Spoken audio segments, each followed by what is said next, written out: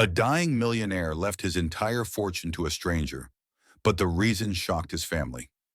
Richard Langford, a self-made millionaire, now lying in a hospital bed, hooked to beeping machines, breathing what could be his last breath. The tension in the air, thicker than grandma's gravy at Thanksgiving. His children, his ex-wife, his distant relatives, they all pretend to care, nodding solemnly, dabbing at imaginary tears. But let's be real.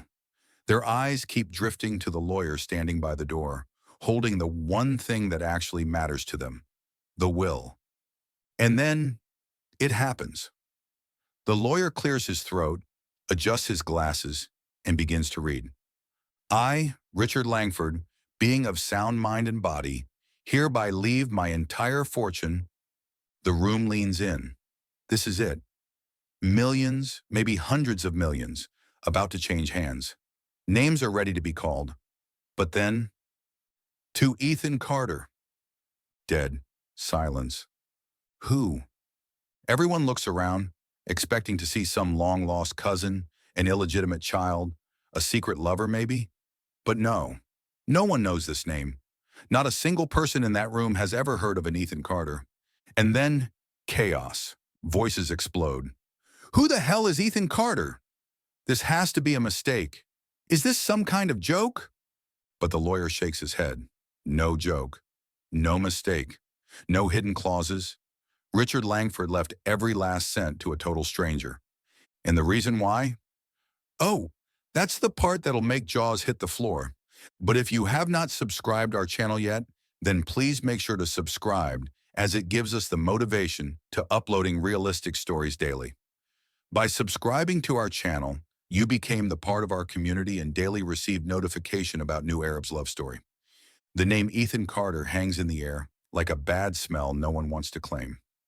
The lawyer has barely finished reading when the room erupts.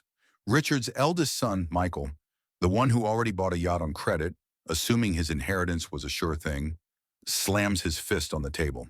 This is bullshit, he barks. His mother, Richard's ex-wife, gasps, clutching her pearls like she's auditioning for a soap opera.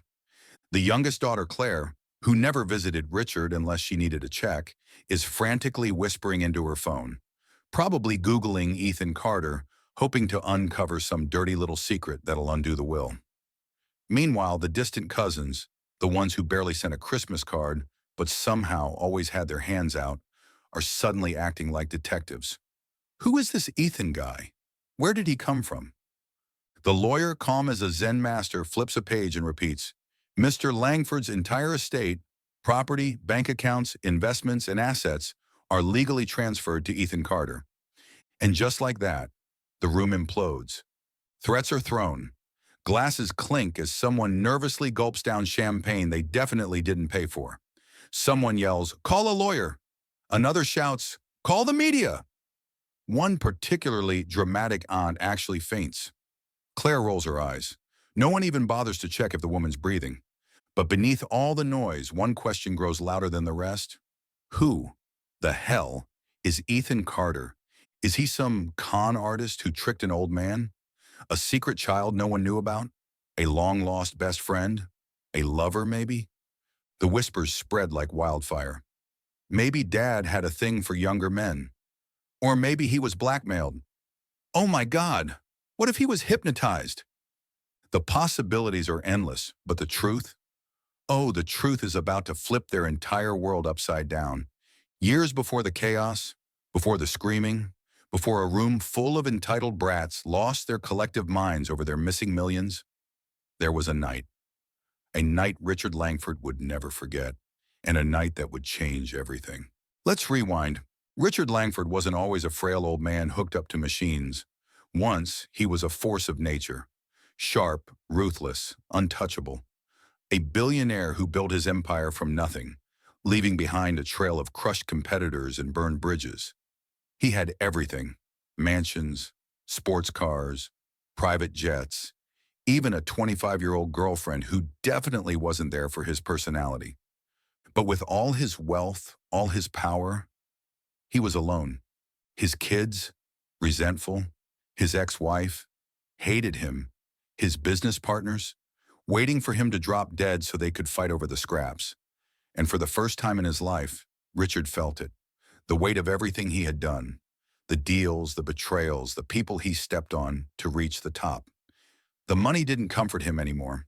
Neither did the fake smiles of the people around him. And so, one night, after another soulless board meeting, Richard found himself driving through the city. He didn't even know where he was going. He just drove. Past the towering glass buildings he once ruled over. Past the streets lined with desperate souls he never even noticed before. Then, disaster. A loud bang. A sudden jolt. The dashboard lit up like a Christmas tree. His car, a limited edition, custom-made European masterpiece, had just broken down. Stranded in a rough part of the city, alone in the middle of the night, Richard did what any powerful, arrogant billionaire would do. He pulled out his phone to call for help. No signal. Perfect. So there he was, an aging tycoon in a $10,000 suit, standing next to his useless $500,000 car, stuck in a part of town where people wouldn't exactly roll out the red carpet for a billionaire. And then, footsteps. Richard turned, his heart pounding. A man approached, dressed in tattered clothes, his hands shoved into his pockets. His hair was messy, his face unshaven. To any outsider, he looked like just another homeless guy. And in that moment, Richard expected the worst. A mugging, a robbery, maybe worse. But instead, the man, Ethan Carter, just tilted his head and said, "Car trouble." Richard, used to people bowing and scraping, was thrown off by the casual tone. "Yeah, damn thing broke down." Ethan smirked. "Rich people problems." Richard narrowed his eyes. Who the hell was this guy? Ethan glanced at the engine, then back at Richard. "I can take a look if you want." Richard almost laughed. A homeless guy fixing a car like this? Yeah, right. But something about Ethan's confidence, his complete lack of fear or hesitation, made Richard pause. "Knock yourself out," he muttered, crossing his arms. And to Richard's shock, Ethan actually knew what he was doing. Within minutes, he was under the hood, checking wires, testing connections. "I used to be an engineer," Ethan explained, wiping grease from his hands. "Before, well, life happened." Richard frowned. An engineer? Living on the streets? That didn't add up. "What happened?" Richard asked, not even sure why he cared. Ethan hesitated, then sighed. "Had a great job. Nice apartment. A fiancée. Then one night I was driving home late, fell asleep at the wheel, crashed into a pole. I survived, but my fiancée didn't." Richard felt something stir inside him, something he hadn't felt in years. Guilt, pain, recognition. Ethan continued. "After that, I just stopped caring. Lost my job, lost my place, got hooked on a few bad habits. Before I knew it, I was here. Some guys rebuild, I didn't." Silence. For the first time in decades, Richard didn't have anything to say. No clever remark, no smug comment, just silence. Ethan wiped his hands on his torn jeans. "All right, try it now." Richard got in, turned the key. The engine roared to life. He looked up at Ethan, stunned. "You should be working at NASA," Richard muttered. Ethan laughed.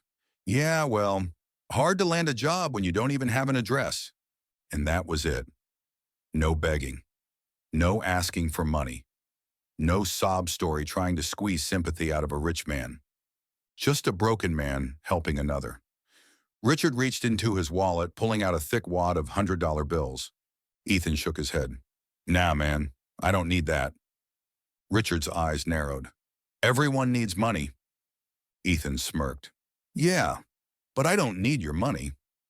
And with that, he turned and walked away. Richard sat there stunned.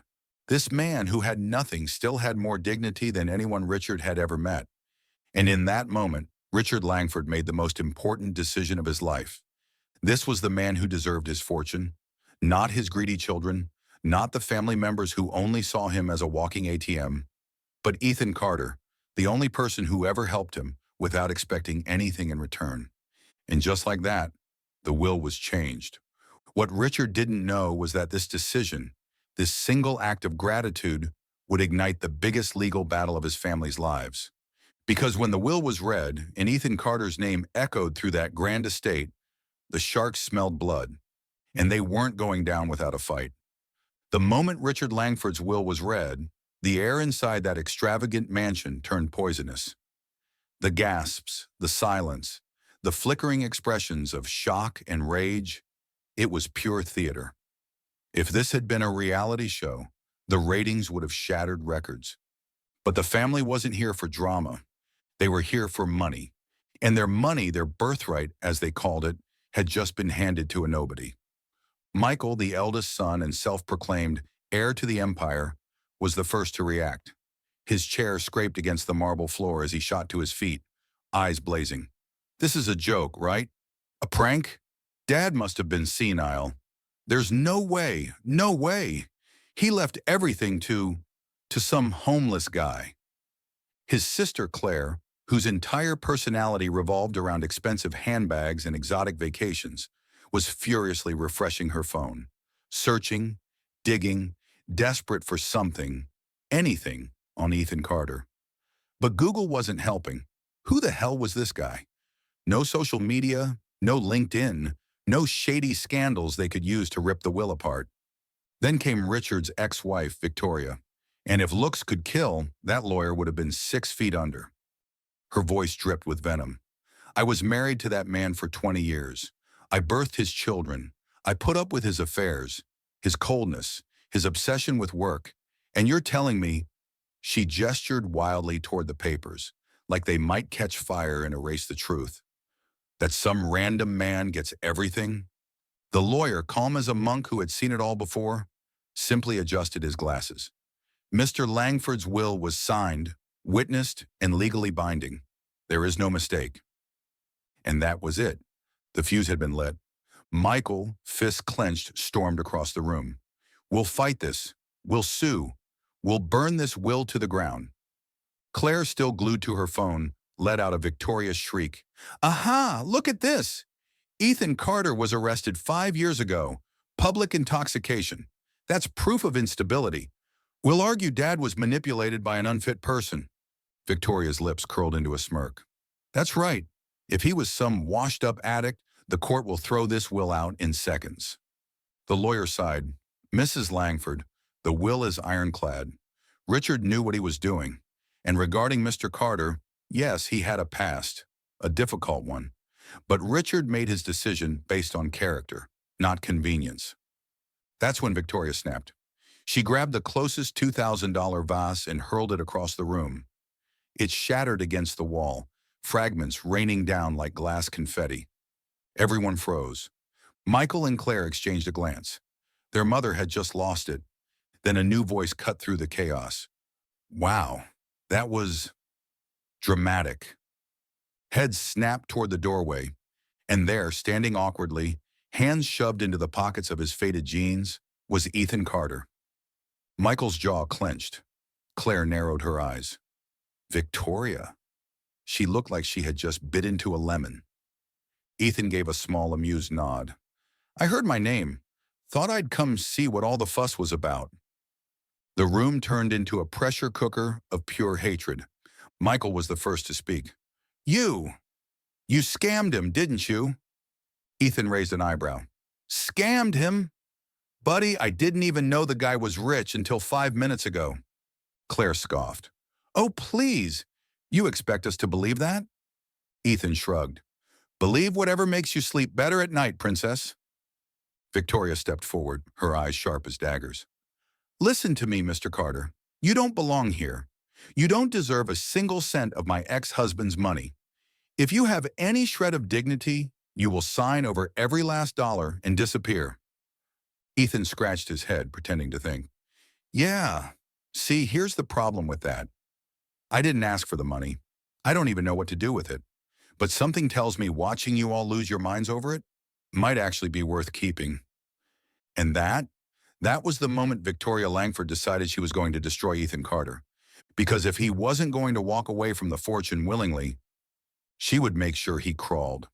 Ethan Carter had just stepped into the lion's den. And the lions? Oh, they were starving.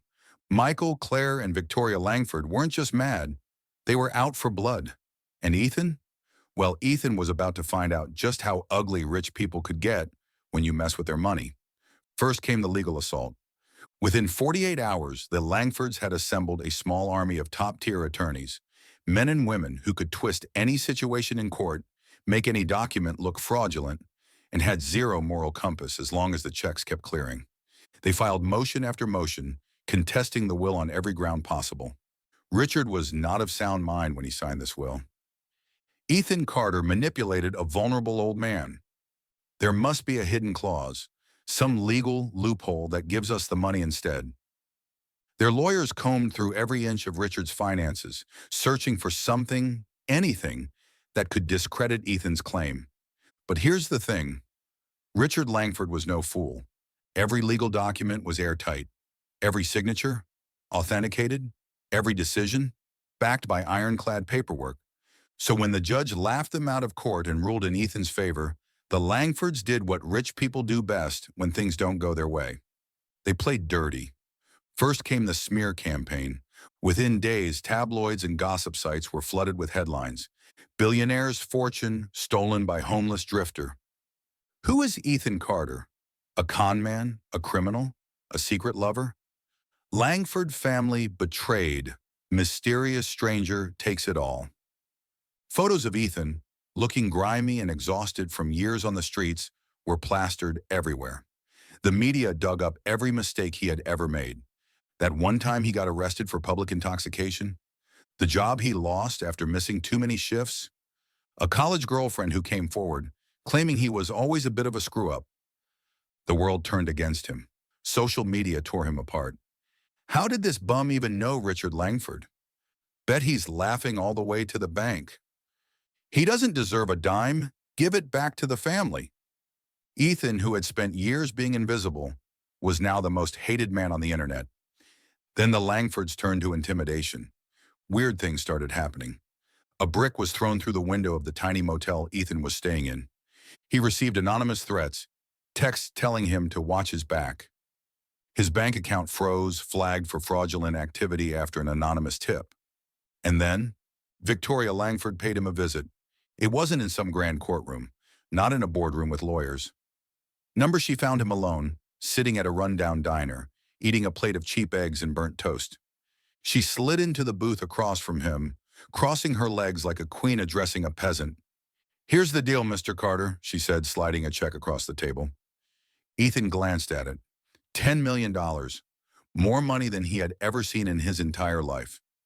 Victoria leaned in, her perfume suffocating. "Take this, sign over the rest, walk away, start over somewhere far, far away from here, and forget you ever heard the name Langford." Ethan stared at the check. $10 million. For a guy who had once begged for loose change, this was life-changing. But then he looked up and saw the pure hatred in Victoria's eyes. He realized something. It wasn't about money, not really. It was about control, about power, about making sure people like him, people who had nothing, stayed at the bottom. So Ethan picked up the check, examined it for a moment, and then he tore it in half. Victoria's eyes widened in disbelief. Ethan smirked. "You want me gone that bad? Then I think I'll stay." Victoria's nails dug into the table. She had never been told no before. Her voice dropped to an icy whisper. "You have no idea what you've just done." She stood, smoothed her dress, and leaned in one last time. "You could have walked away rich, Mr. Carter." "Now?" She smiled, but there was no warmth in it. "Now, I'll make sure you leave with nothing." And just like that, the war truly began. Ethan Carter should have walked away. Any sane person would have. The entire Langford empire was gunning for him. They had money, power, connections, the ability to make someone disappear without a trace. But here's the thing about Ethan. He had nothing to lose. And when a man has nothing to lose, he's the most dangerous kind of person. The attacks came fast and brutal. First, they went for his reputation. TV interviews, press conferences, social media storms. The Langfords played the victims. Victoria, perfectly dressed in designer morning attire, sat in front of a sea of cameras, dabbing her dry eyes with an expensive handkerchief. "We just want justice for my late husband," she said, voice trembling on cue. "My children have been left with nothing. And this man, this stranger, took everything." Behind her, Michael and Claire nodded solemnly. They deserved Oscars for this performance. The public ate it up. "Ethan Carter is a fraud. Gold digger of the century. How dare he steal from a real family?"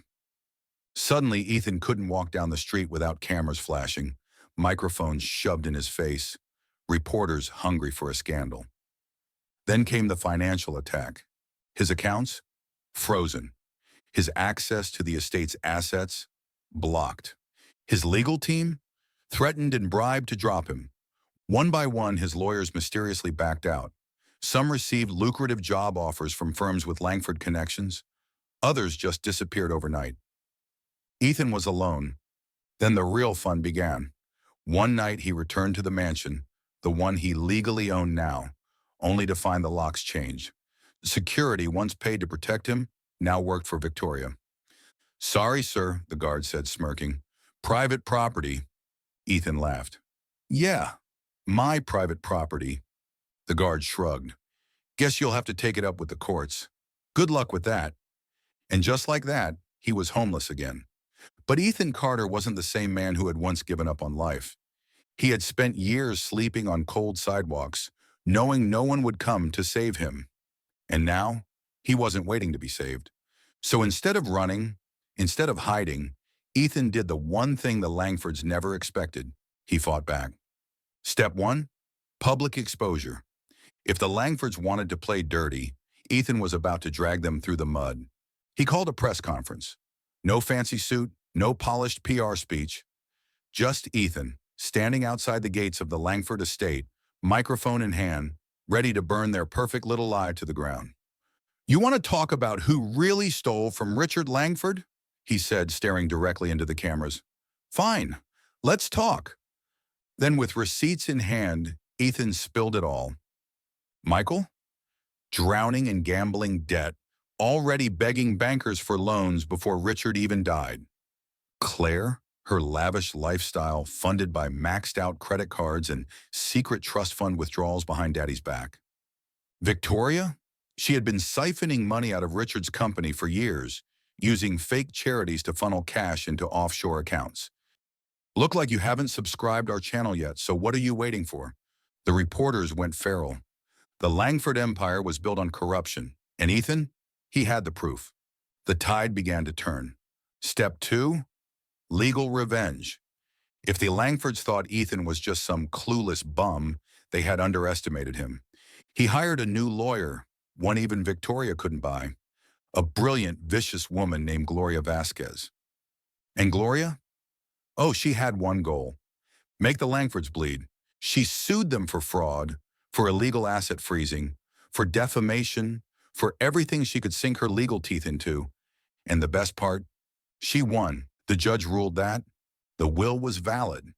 The estate was Ethan's. The Langfords had 30 days to vacate the mansion or face jail time. Michael threw a tantrum in the courtroom. Claire sobbed dramatically. Victoria, silent, because for the first time in her life, she had lost. The final step? The twist no one saw coming. With the estate legally his, Ethan had a choice. He could sell everything, take the money, disappear forever. Or he could do something that would shock the world. So in a final press statement, Ethan made an announcement that left everyone, including the Langfords, completely speechless. "I don't want this money for myself," he said. "Richard Langford changed my life, and now I'm going to change others." He donated half of the fortune to homeless shelters, rehab programs, and scholarships for struggling students. The other half, he used it to launch a foundation, one that would help people like him get back on their feet. And the mansion, Ethan turned it into a rehabilitation center, which meant that the Langfords' childhood home, the place where they grew up spoiled and selfish, was now filled with people they spent their entire lives ignoring. It was poetic justice. As for the Langfords, Michael's gambling debts finally caught up with him. Claire's lavish lifestyle collapsed. Turns out influencers don't make much when they can't afford luxury vacations. And Victoria? She vanished. Some say she fled the country. Others say she's still fighting lawsuits. But Ethan won. Not just in court, not just with money. He won his life back. And in the end, Richard Langford's last decision, his final act of kindness, did more good than anything he had ever done in his entire career. And that, my friends, is how you get the last laugh. Ethan Carter had won, not just in court, not just in wealth, but in a way the Langfords never could, with dignity. But let's be real, it wasn't easy. For months, the media still tried to twist the story. Reporters stalked him, hoping he'd slip up. People whispered, calling him the lucky bum, the man who didn't deserve a dime. But Ethan, he didn't care.